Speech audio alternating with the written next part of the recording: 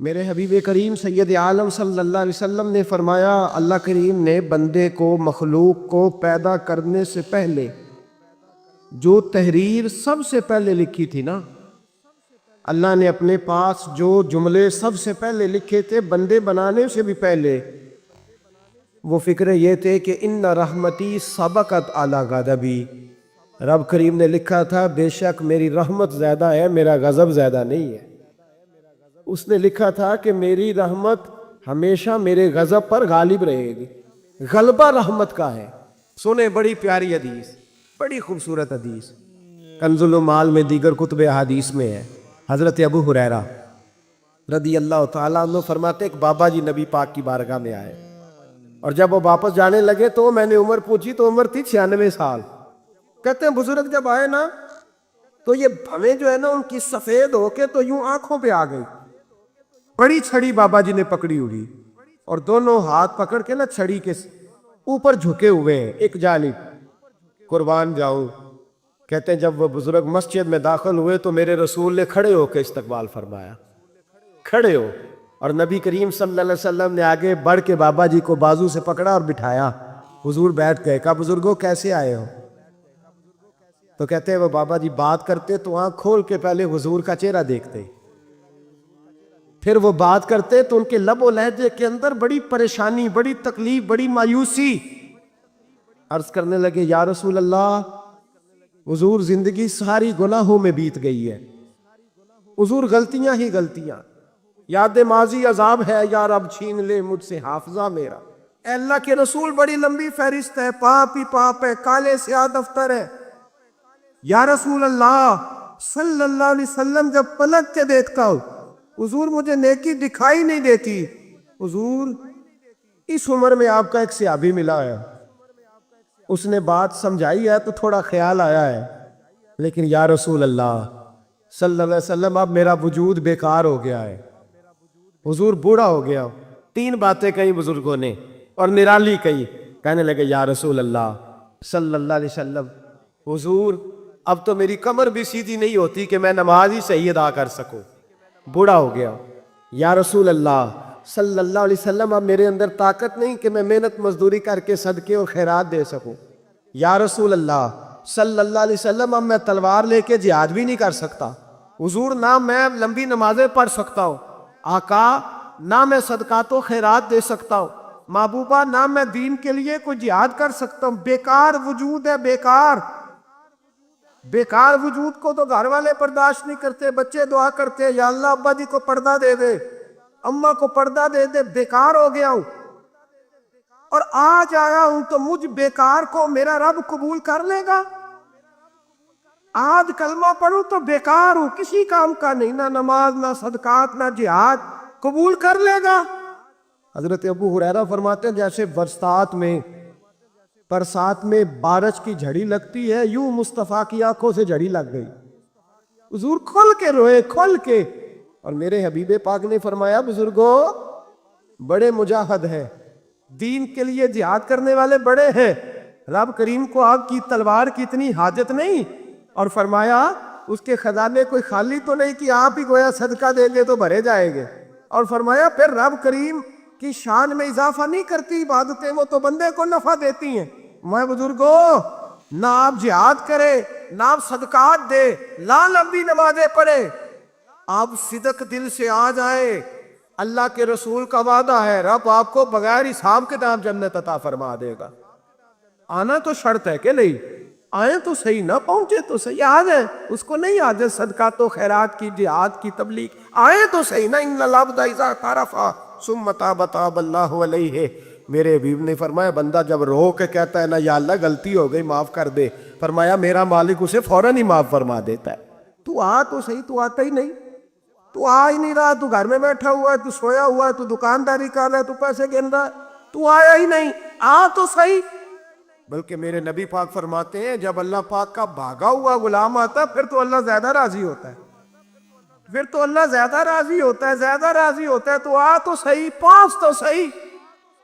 بلکہ صوفیاء تو اور بات کرتے ہیں، وہ کہتے تو کبھی بھول کے بھی رب رب کرے تو اللہ تو اسے بھی قبول کر لیتا ہے، بھول کے۔ ملا رومی کہتے ہیں بنی اسرائیل کا بندہ ہے، सनम पत्थर को कहते हैं, बुत को कहते हैं।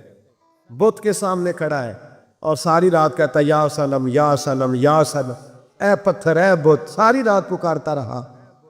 रात गहरी हो गई, नींद का गलबा थक गया, सोने के करीब आया तो गलती से मुंह से निकल गया या समद, या सनम की जगह निकल गया। रब करीम ने फरमाया जिब्रील दौड़ के जा, जो मांगता है इसे दे दे। हजरत जिब्रील अर्ज करते हैं मौला भूल के तेरा नाम ले रहा है, भूल के ले रहा है। तो रब करीम ने फरमाया चल नाम तो मेरा ही ले रहा है ना, मेरा ले रहा है ना या अल्लाह। वो अल्लाह करीम ने फरमाया झूठे के सामने सारी रात का खड़ा है, सारी रात का पुकार रहा है, उसे कुछ नहीं मिला तो सच्चे का नाम लिया है। अगर मैं भी कुछ ना दूं और बुत में और मुझ में फर्क क्या रह जाएगा। जा जो मांगता है झोली भर के दे, नाम तो लिया है ना।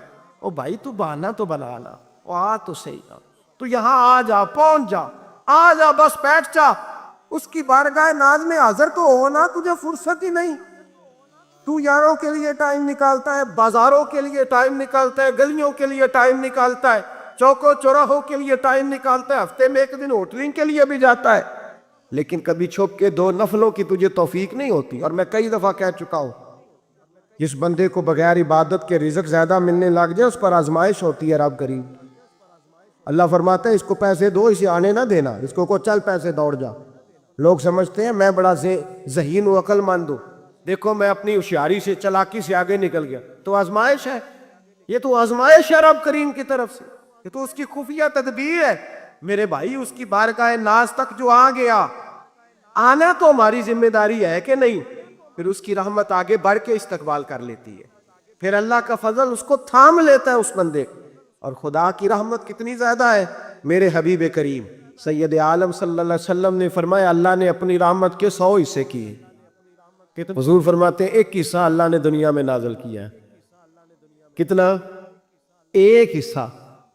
फरमाया ये जो माँ बेटे से प्यार करती है, बाप बेटे के लिए मजदूरी करता है, ये जो बहन भाई के लिए रोती है, ये जो बीवी शौहर के लिए दुआ मांगती है, ये जो बच्चे माँ बाप से प्यार करते हैं, फरमाया ये उस एक रहमत का नतीजा है, एक रहमत का नतीजा। तो सहाबा कहने लगे या रसूलल्लाह वो 99 किधर है? नबी पाक ने फरमाया रब करीम ने संभाली हुई है, कयामत के दिन तुम्हें अता फरमाएगा। अभी तो एक नाजल की है, अभी अल्लाह ने हजरत यूसुफ अलैहिस्सलाम के ज़माने में कहत हो गया। और जनाब यूसुफ अलैहिस्सलाम ने, चूँकि आप अल्लाह के नबी थे पहले से जान गए कहत होगा, तो हजरत यूसुफ ने गंदम पहले स्टॉक कर ली थी बहुत ज़्यादा। बाकी इलाकों में जब कहत पड़ा ना, अब सब लोगों ने मिस्र की तरफ रुझान किया गंदम लेने के लिए। तो हजरत यूसुफ अलैहिस्सलाम ने ना शहर के दरवाजे पर बंदे खड़े कर दिए। फरमाया जो बंदा आए ना उससे 2 सवाल पूछना।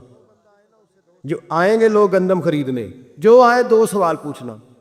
एक पूछना कहाँ से आया है, और एक पूछना लेके क्या आया है।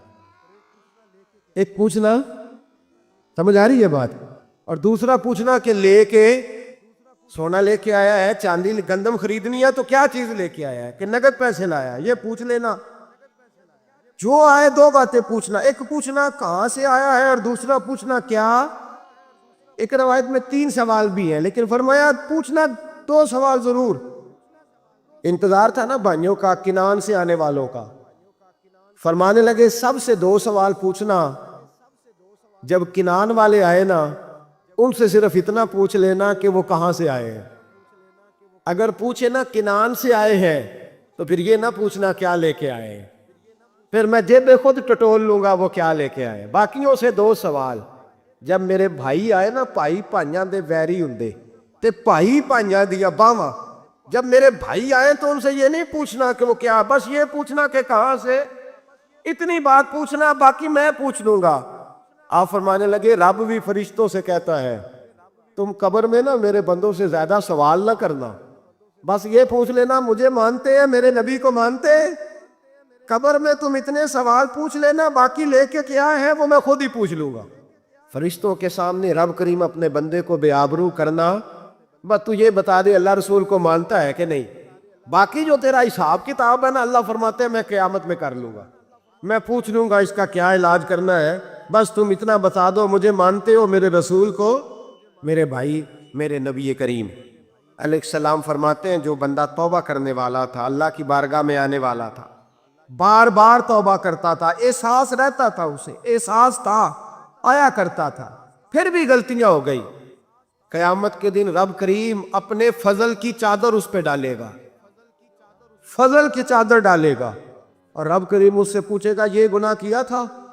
اور نبی پاک فرماتے ہیں اس نے بڑے بھی گناہ کیے، اللہ چھوٹے چھوٹے گناہوں کے بارے میں پوچھے گا، یہ غلطی کی تھی، یہ گناہ، ایک بندہ ڈر رہا ہے، وہ کہہ رہا ہے پتہ نہیں سزا کیا ملے گی، کیونکہ دنیا میں بھی ڈرتا رہا، یہاں بھی ڈر رہا ہے، شرط یہ ہے کہ احساس والا ہو، آتا رہو، پھر بھی غلطیاں ہو گئی، خیال کرتا تھا، محنت کرتا تھا، نیک ہونے کی جدوجہد کرتا تھا، کوتاہیاں رہ گئی، یہ گناہ کیا تھا یا اللہ بھول گیا تھا، یہ گناہ کیا اللہ مجھ سے غلطی ہو، یہاں بھی کیا تھا یا اللہ غلطی ہو گئی۔ نبی پاک صلی اللہ علیہ وسلم فرماتے ہیں چھوٹے چھوٹے گناہ اللہ دکھا رہا ہے اور اسے کہہ رہا ہے یہ کیا تھا، مانتا جا رہا ہے۔ رب کریم فرماتا ہے پتہ ہے میں تیرے ساتھ کیا کرنے والا ہوں؟ ٹانگیں کانپ گئی، یا اللہ پتہ نہیں۔ فرمایا میں تجھے ان گناہوں کے بدلے نیکیاں دینے لگا ہوں، ان گناہوں کے بدلے نیکیاں۔ نبی پاک فرماتا ہے فٹافٹ ہی بول پڑا، کہنے لگا یا اللہ میں نے تو بڑے بڑے گناہ بھی کیے، اگر تو نے گناہوں کے بدلے نیکیاں دے دیا تو میرا تو بڑے بڑے پاپ ہیں، وہ دوسرے کدھر ہے؟ اور میرے حبیب کریم علیہ الصلوۃ والسلام فرماتے ہیں رب مسکرائے گا جو رب کی شان کے لائق ہے۔ اللہ فرمائے گا تیرے دل میں احساس تھا، تو آیا کرتا تھا، تو توبہ کرتا تھا، تو میری بارگاہ ناز میں آتا تھا، پتہ تیرے اوپر چادر کیوں ڈالی ہے؟ یا اللہ نہیں، فرمایا میں تجھے اپنی رحمت کی چادر میں چھپا کے جنت میں داخل کرنا چاہتا ہوں۔ میرے بھائی تو آ تو صحیح، تو پہنچ تو صحیح۔ میرے نبی کریم علیہ الصلوۃ والسلام نے ایک دن صحابہ سے پوچھا ایک بات تو بتاؤ، بخاری مسلم کی حدیث ہے، یا رسول اللہ پوچھئے۔ نبی پاک صلی اللہ علیہ وسلم نے فرمایا اگر کوئی آدمی صحرا میں سفر کر رہا ہو، بہت بڑا صحرا ہو، اونٹ پر اس کا سفر ہو اور اس نے اونٹ پر کھانے پینے کا سامان باندھا ہو، پیسے بھی رکھے ہو، پانی بھی رکھا ہو، تھک گیا سفر کرتا کرتا، درخت کی ایک ٹہنی کے ساتھ اونٹ کی نکیل باندھی اور درخت کے نیچے لیٹ گیا آرام کرنے کے لیے۔ اللہ کے حبیب فرماتے ہیں اچانک اس کی آنکھ لگ گئی، جب جاگا تو اس نے دیکھا کہ اونٹ تو غائب ہو گیا ہے، اب نہ کھانا ہے، نہ پانی ہے، نہ پیسے ہیں، اور صحرا بڑا لمبا ہے، پیدل سفر بھی نہیں کر سکتا۔ تھوڑا سا ڈھونڈا، پھر موت کا انتظار کرنے لگا، سوچنے لگا اب موت آئے گی، اب مر جاؤں گا۔ اللہ کے محبوب فرماتے ہیں تھوڑی دیر گزری، جب بالکل مایوس ہو گیا تھا تو اچانک نظر پڑی تو اونٹ اس کا سامنے کھڑا تھا۔ نبی پاک سے صحابہ سے پوچھتے ہیں بتاؤ، اس کی کل کائنات اجڑ گئی تھی، رات ضائع ہو گئی تھی، ہر شے لٹ گئی تھی، دوبارہ اسے مل گئی ہے، بتاؤ اسے کتنی خوشی ہوگی؟ صحابہ کہنے لگے یا رسول اللہ نئی زندگی مل گئی اس بندے کو، وہ ساری دنیا سے زیادہ راضی ہے۔ تو میرے کریم رسول صلی اللہ علیہ وسلم نے فرمایا رب کریم کا نافرمان بندہ جب اس کی بارگاہ میں آ کے توبہ کرتا ہے تو اللہ اس سے بھی زیادہ راضی ہو جاتا ہے۔ نافرمان جب آ کے کہتا ہے یا اللہ معاف کر دے آئندہ نہیں کرتا، میں اللہ تو راضی ہو جاتا ہے۔ اور حبیب پاک علیہ السلام فرماتے ہیں وہ اتنا کریم ہے، جب بندہ اپنے رب سے صلح کر لیتا ہے، توبہ کر لیتا ہے، تو اللہ زمین کو کہتا تو بھول جا میرے بندے نے گناہ کیا ہی نہیں، آسمان سے کہتا تو بھول جا میرے بندے نے گناہ کیا ہی نہیں۔ پھر رب کریم فرشتوں سے فرماتا ہے کہ مٹا دو جو تم نے لکھا تھا، میں نے اپنے بندے کے ساتھ صلح کر لی ہے۔